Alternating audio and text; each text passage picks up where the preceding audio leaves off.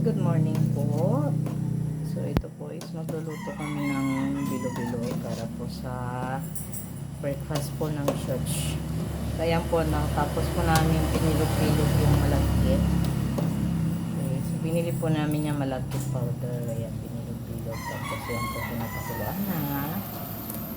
Pag lumutang na siya, ibig sabihin luto na. Okay, so ito. Ayan po. Okay, ayan po. Nakalutang na po yung ating bilog-bilog na malagkit. Ayan na. So, next is, lalagyan na po ay kamote. Sweet potato.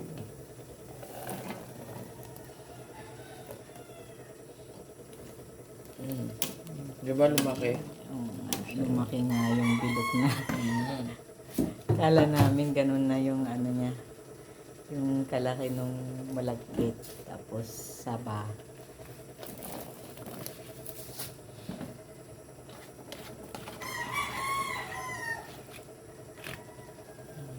Tapos natin kumulo. So wala pa pong gatayan. Wala pa pong gatayan. Ay, andyan na ba? Andyan yung gata? Ay, Kaya andyan ako na may pala. puti yan. Andyan na pala yung gata. Okay. So, kokomama po nilagay po namin dyan na gata. So, ito naman po is yung natirang malagkit powder. Pampalapot po doon sa ating ginagawang bilo-bilo. Mga 2 tablespoon. Okay. So, first time po namin to gawin. Para po sa church members, saka para po sa mga bata.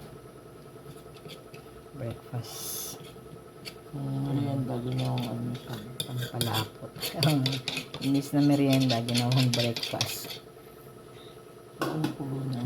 Tumulo na.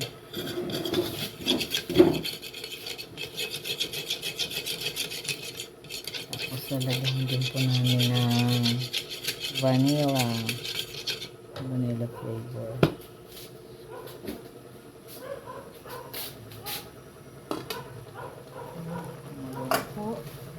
Parang kulang sa sabaw ah. Maglalagdag ako ng sabaw. Magdadagdag ka ng sabaw. Mineral. Natin, mineral nga. Mineral water po yan. Ubusan na. So, mineral water po ginagamit namin sa pagluluto. Oh, kulang pa rin yung sabaw. Dadagdag pa ako. Kuha lang ako doon. Ang sarap. Okay. Gumagamit pala to. Oo nga.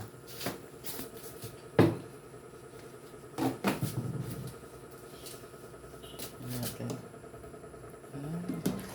Oo nga. Laki na nung ano. Laki nung malagkit na. Oo. Yan na po. Okay.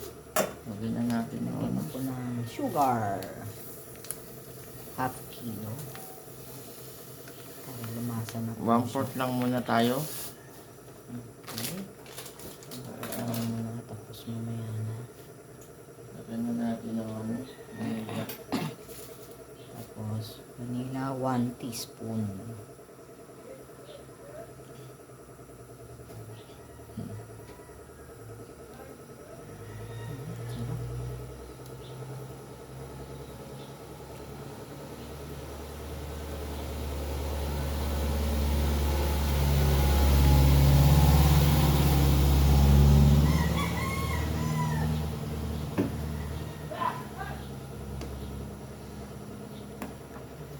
Para yung asukal matunaw agad.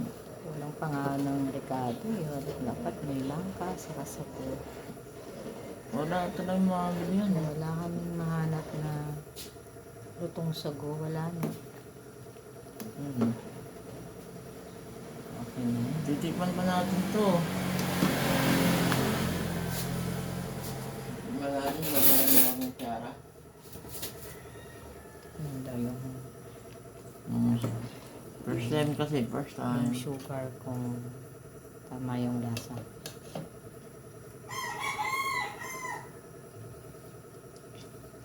Kulang.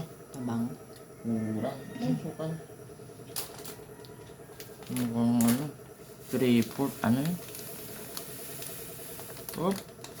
Baka sumobra tamis. Haluin na natin ngayon. Ayan, mga sukal. Kaya konti, bukulo na rin yan. Baka ma-over din. Haluin mo muna para matunaw yung asukal. Ayan. Balikan natin yan mamaya. Ayan po, kumulo na po siya.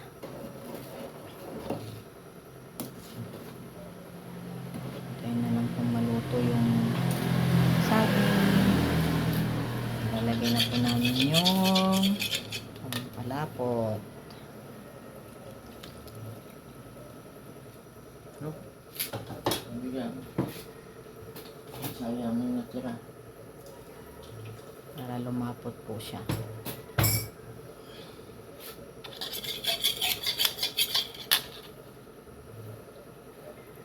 Ang kalapot. Haluin.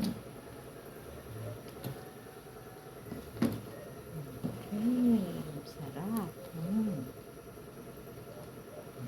Mamaya lalapot pa yan. Pagkakulo.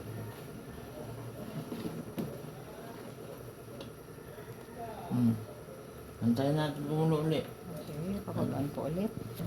Okay. So, yan na po ang bilo-bilo. Luto na rin po yung saging at kamote. Ready to serve. Pwede na akong tikman. Ayan, medyo malaki. Ano na, malapot na siya. Hindi na siyang lumalapot. Hanggang mamaya lalapot na yan. Sana mabusog ang mga bata. So, ang mga bata, saka yung mga members ng church. Okay. Ito na. So, luto na. Tikim na, tikim. Tigim. Tikim, tikim, tikim.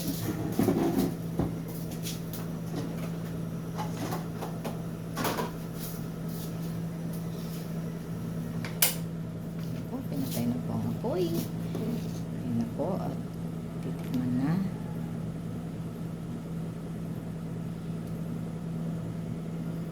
Hindi ako may umili sana. Okay. Yan. Ayun.